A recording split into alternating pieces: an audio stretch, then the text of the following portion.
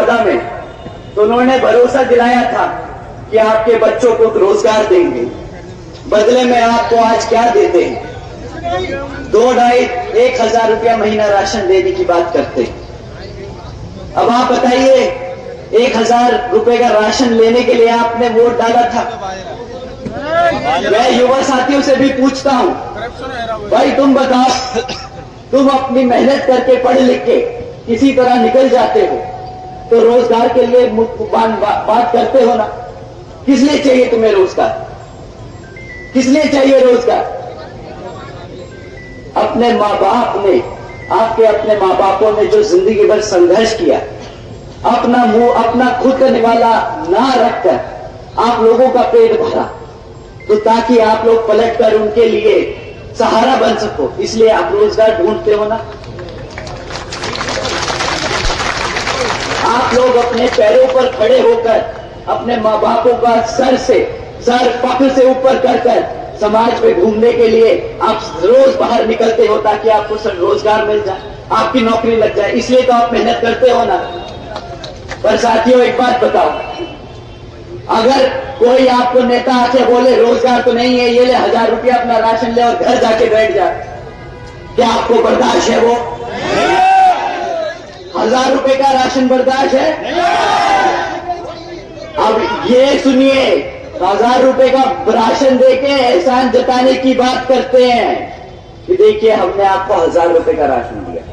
मैं अपने युवा साथियों से, मैं अपने बड़े बुजुर्गों से अब इस बार दरख्वास्त करूंगा कि अगली बार ये आप लोगों के बीच में आएंगे ना, तो ये जो आपको राशन का थैला थमाते हैं, वही खाली थैला इनके मुंह पे मार के इनसे सवाल करना, मैंने तुम्हें 1,000 रुपए के राशन के लिए वोट नहीं डाला था, मैंने तुम्हें अपने पैरों पर खड़ा होकर नौकरी करके अपने माँ बाप का सर फख्र से ऊपर उठाने के लिए वोट डाला था।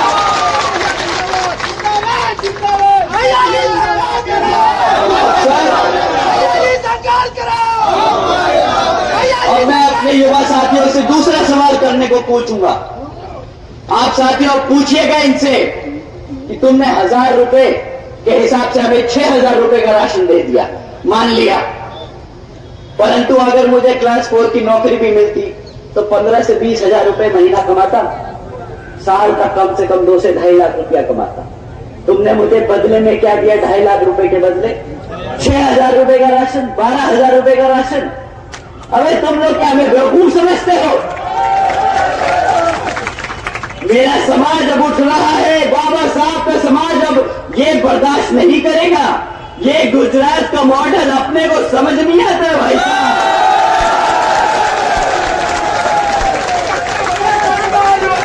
12,000 के बदले 2.5 लाख का चूना तुम गुजरात में लगाना, ये यूपी की जनता अपना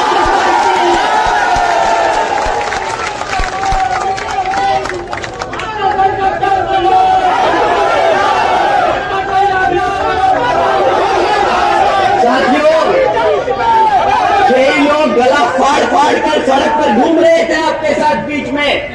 महंगाई महंगाई महंगाई, किस बात की महंगाई?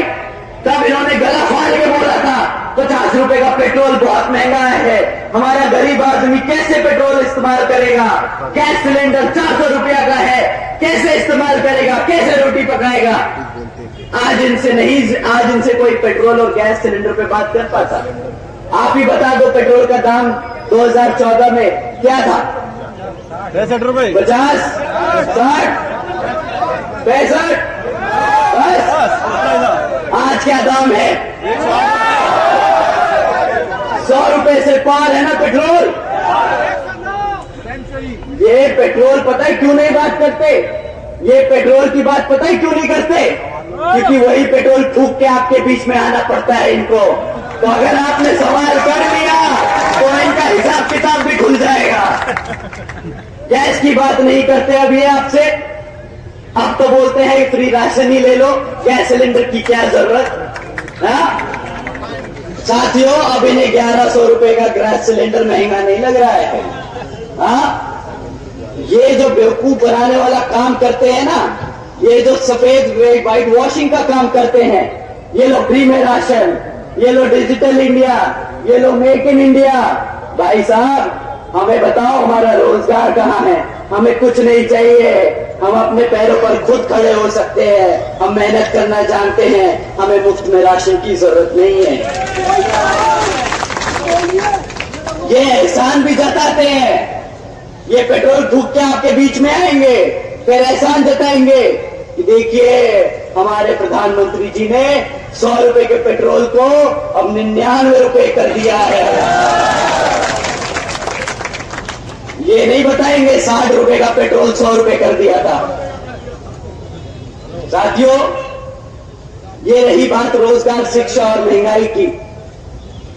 अब बात करते हैं सुरक्षा की।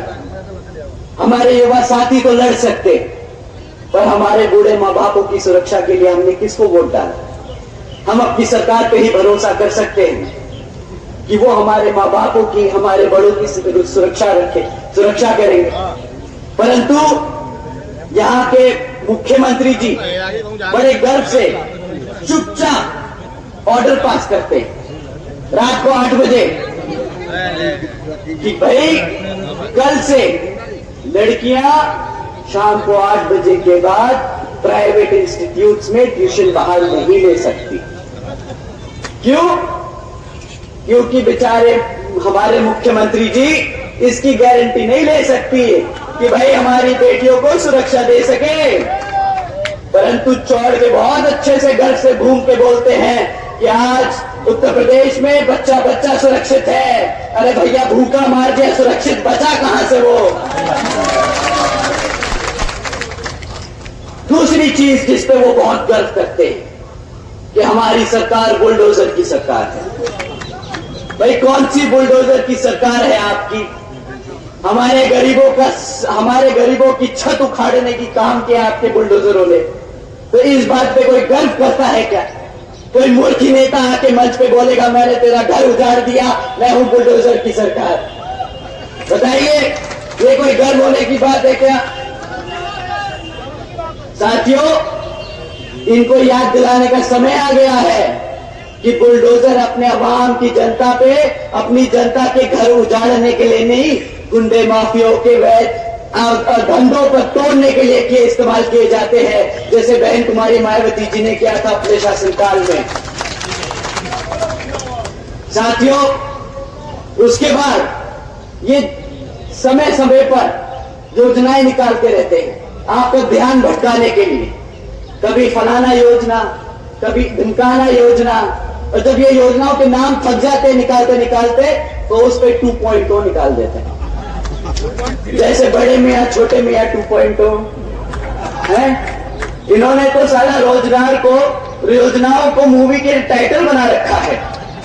इनसे बोलिए कि भाई मुफ्त में इंटरनेट जो आपने प्राइवेट सेक्टर के द्वारा दिलवाने का काम कर रहे हैं ना, इससे हमारा पेट नहीं भर रहा, इन योजनाओं से कोई फायदा नहीं हो रहा है, इन योजनाओं से हमारा समाज समझदार है। ये सब जो नाटक कर लिया है ना, अब बस समय हो गया है, अब समय हो गया है जवाब देने का। बहुत कर ली, बहुत नाटकबाजी। अब हमें जरा बता दीजिए कि ये जो अग्निवीर योजना के तहत तुमने हमारे युवाओं के साथ बेइज्जती करने का, मजाक करने का काम किया है, तो उसका जवाब कहां है? 4 साल का रोजगार, 4 साल के रोजगार के लिए आपको 10 साल तक सत्ता में रखा क्या? बताइए साथियों। 2 करोड़ सालाना नौकरी देने का वादा किया था, दिया क्या 2 करोड़ नौकरी? साथियों, ये इनसे बड़ा देशद्रोही कोई नहीं। समझने की कोशिश कीजिएगा, इनसे बड़ा देशद्रोही नहीं। ये आपके बच्चों को पढ़ने नहीं देंगे। जब पढ़ेगा नहीं बच्चा तो कभी अपने इतिहास के बारे में नहीं जान पाएगा।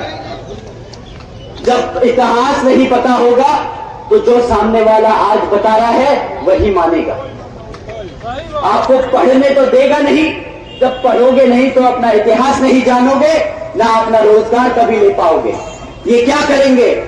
फिर से गुलाम बनाएंगे आपको। रिजर्वेशन खत्म करने का नया तरीका ढूंढा है इन्होंने। जब नौकरियां नहीं होगी तो रिजर्वेशन कहां से देंगे? देना ही नहीं पड़ेगा। ये दीमक की तरह काम कर रहे हैं हमारे समाज को खत्म करने के लिए। साथियों, ये बड़े बड़े पोस्टर से चमकने की जरूरत नहीं है, हकीकत जमीन पे समझने की जरूरत है। साथियों, इनके बारे में अगर मैं और बोलता जाऊंगा तो लगता है अगला लोकसभा चुनाव आ जाएगा, पर इनकी विफलताएं नहीं खत्म होंगी। पर मैं दूसरी पार्टियों के बारे में भी आपको बताना चाहूंगा, दो तीन मुद्दे, बस ज्यादा नहीं, क्योंकि आप यहां बहन जी के बारे में सुनने आए हैं, इनके विफलताओं के बारे में नहीं।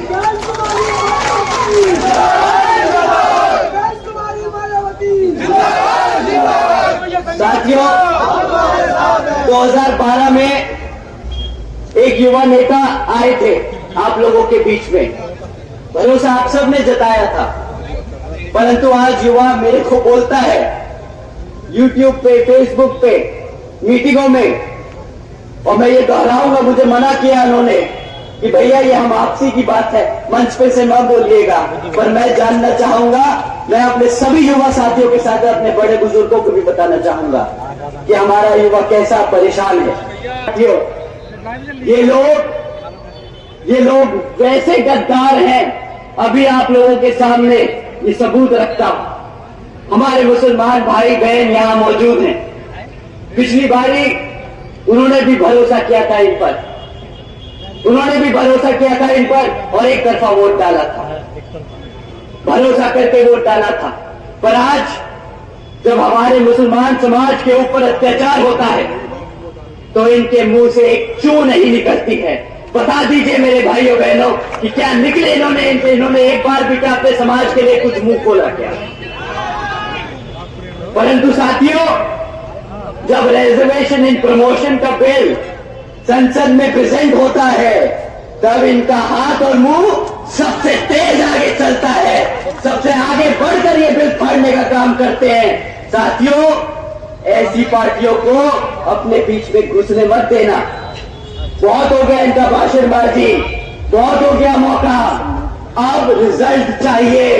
भैया 5 साल के रिकॉर्ड से साथ हमसे बात करिए कि पिछले 5 साल में अपने शासनकाल में तुमने करा क्या हमारे लिए। साथियों, इसी क्रम में कांग्रेस पार्टी भी आपके बीच में आएगी कि आ चुकी है, कि आगे चली जाएगी, उनका विचारों का पता नहीं। मणिपुर से निकले थे, कन्याकुमारी जा रहे हैं, किसके साथ किसके लिए पता ही नहीं। आजकल बोलते हैं भारत जोड़ो, भारत जोड़ो। 60 साल दिया इस जनता ने इन्हें, 60 साल तक सत्ता में रखा, तब तो तुम लोगों ने भारत नहीं जोड़ पाए। आज जब तुम्हारी हालत इतनी खस्ता हो चुकी है तो तुम सड़क पर घूमकर भारत जोड़ो की बात करते हो। मेरा समाज भारत जोड़ो की बात नहीं करता। हमारा समाज रोजगार की बात करेगा, हमारा समाज आज की बात करेगा। बहुत हो गया, 60 साल बहुत लंबा समय होता है। अगर 60 साल में तुम ना काम कर पाए तो आज आगे भी 5 साल में नहीं कर पाओगे। हमारे बड़े बुजुर्ग बहुत अच्छे से बता के गए हैं कि बेटा, एक बार गलती हो दूसरा मौका दे दो, 2 बार गलती हो तीसरा मौका दे दो, पर अगर तीसरी बार भी गलती करे तो वो गलती नहीं बेटा, धोखा है, धोखा। अब इनसे धोखा मत खाना। साथियों, अब बहन जी की बात करते हैं।